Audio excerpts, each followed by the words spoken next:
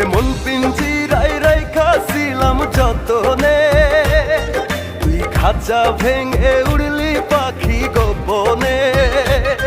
তোরে মন পিঞ্জিরায় রাইখাছিলাম যতনে, তুই খাঁচা ভেঙে উড়লি পাখি গোপনে। তুই বড় বেঈমান পাখি, দিয়া গেলি আমায় ফাঁকি।